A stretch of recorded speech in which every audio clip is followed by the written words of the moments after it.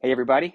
It's Pastor Billy over at Leaf River, and I'm doing something new that I decided to start doing this week. And hopefully, if everything works, then I will continue this on out. And basically, every week, about the middle of the week, I will release a video that kind of um, recaps what we talked about on Sunday morning. That way, it's fresh in your mind. You can remember what we're talking about.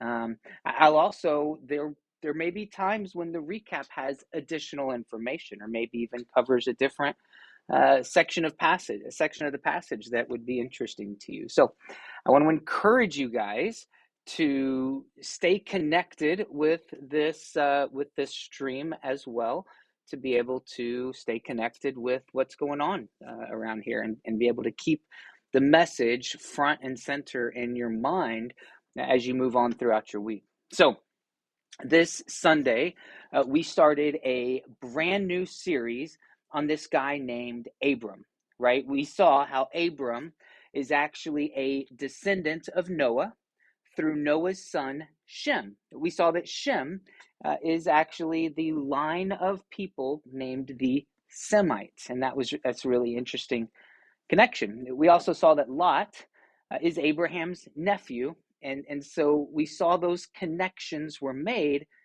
allowing us to move into the rest of the story and kind of see what's going on there. So after we saw that, after we saw who Abraham is, uh, we really specifically looked at the promises that God made to Abram, right? And these were really, really important. As a matter of fact, these really are the basis of everything else that's going to happen in Abram's life, okay? And so that was really important. I shared about what happened between God and Abram as we as we begin to walk through this journey with Abram. You see, God made Abram some pretty big promises. So, what were those? What were the promises? Well, first of all, God promised Abram land. See, God told Abraham to leave the place he knew, to leave the people he knew, to leave the comfort he knew, and to go to the place that God would show him. In other words, to go to the place that you don't know where it is yet, to go somewhere that you don't understand yet. And that was going to be the journey that Abram is going to go on. And in saying this, God is telling Abram that there will be a new home, that him leaving isn't the end of the story. There's going to be a new home that Abram is going to have to go on. Abram is going to be able to live and camp and make a family. But the thing is, Abram is going to have to go by faith on this journey to begin with, right? Second, there was a promise of descendants. A lot of people might say seed, promise of descendants. God said that he would make Abram into a nation. Now, let that sink in for a second. God didn't say, I'm going to give you a big family. He said, I'm going to make you and your descendants into a nation. That's massive. Okay, and it's huge, specifically because this is something that Abram cannot possibly do on his own. You see, Abram's 75 years old right now, and his wife Sarai, she has no kids. So Abram has no kids of his own right now, and because he's 75 years old, it's kind of unlikely that he's going to produce kids at this point in his life. So this promise means that there is something that God is telling Abram that no one else can possibly give to him. Only God can provide this. You see, Abram could get land, right? He could steal land, he could buy land, he could, whatever, but he can't get himself children. The next thing is there's a promise of blessing. You see, God said that not only would he bless Abram, but he would bless other people that blessed Abram and curse other people that cursed him. And that's pretty awesome. Basically what's happening here is you have God as your bodyguard. Okay, you have God walking beside you, in front of you, behind you, on top, below, all around you as you're going on this journey that you don't know the destination of, right? And that's just a pretty awesome opportunity.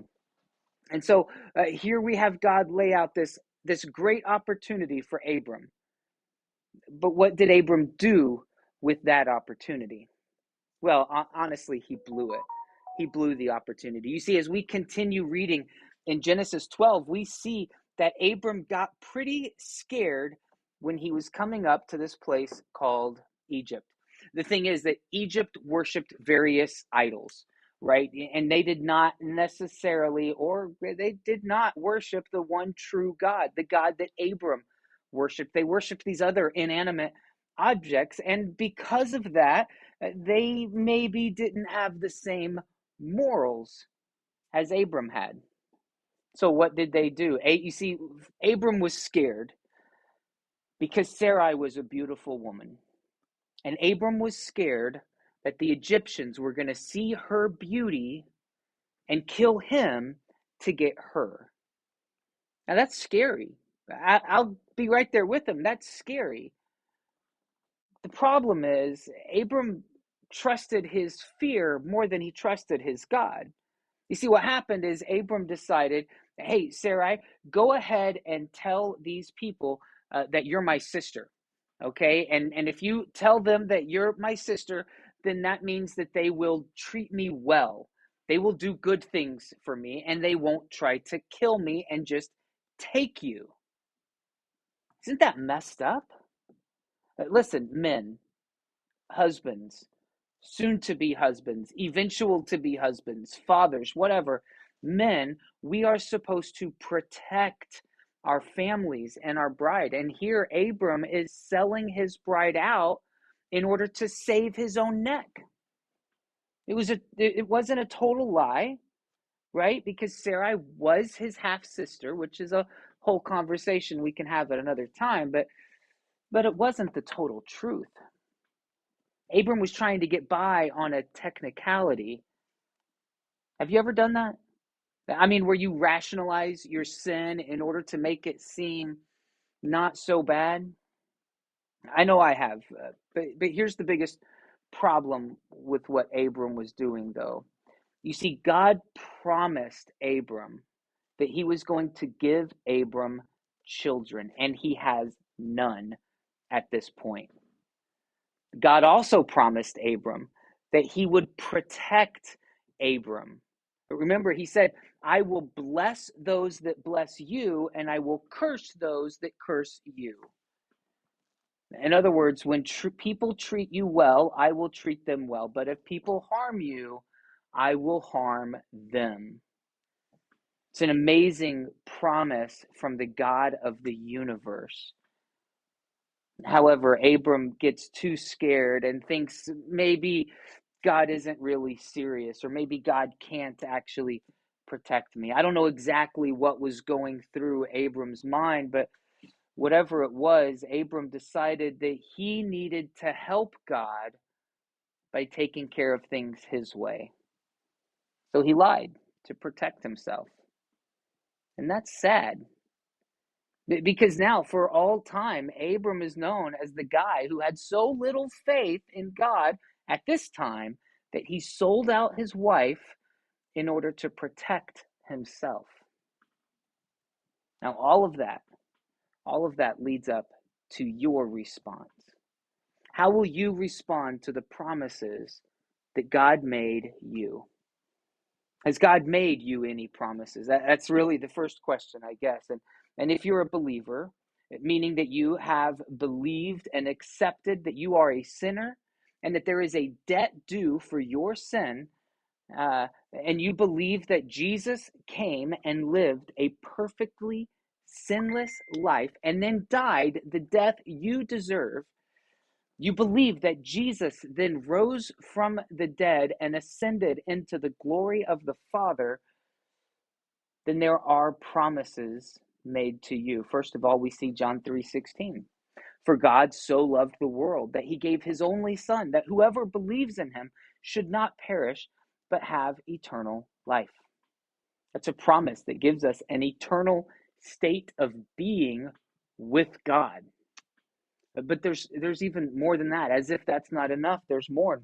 Romans 8:28 says, "And we know that for those who love God, all things work together for good for those who are called according to his purpose." John 16:33 says, "I have said these things to you, that in me you may have peace. In the world you will have tribulation, but take heart, because I have overcome the world." If you want to go Old Testament, Jeremiah 29:11 says, "For I know the plans I have for you, declares the Lord, plans for welfare and not for evil, plans to give you future and hope." See, that's what's real. You see, there's promises that have been made for you. The real question that you have to ask yourself is, how will I respond to these promises? Will you take your own path like Abram when faced with fear? Or will you cling to the promises that have been made to you? Will you trust God, or will you trust yourself? That's what we talked about on Sunday, and I want to challenge you to come and join us in person this Sunday morning as we continue learning about Abram. We're going to go through Genesis chapter 13. Go ahead and read that. Get yourself prepared for that as we gather together later this week. And I'm going to again have a recap prepared for next week as well. But go ahead, read chapter 13, get to know a little bit about what's going on there, and kind of prepare yourself as we continue down this story of Abram and understand a little bit about what Abram has going on, right? And so thanks for joining me in this. Listen, please like, subscribe, share all of those social media things so that this story that I just told you can maybe bless somebody else as well. Okay, like, comment, share, blah blah blah, all that fun stuff. You guys are awesome. You guys know what you're doing. So go ahead. Thanks for joining me, and I hope you will see you on Sunday. All right.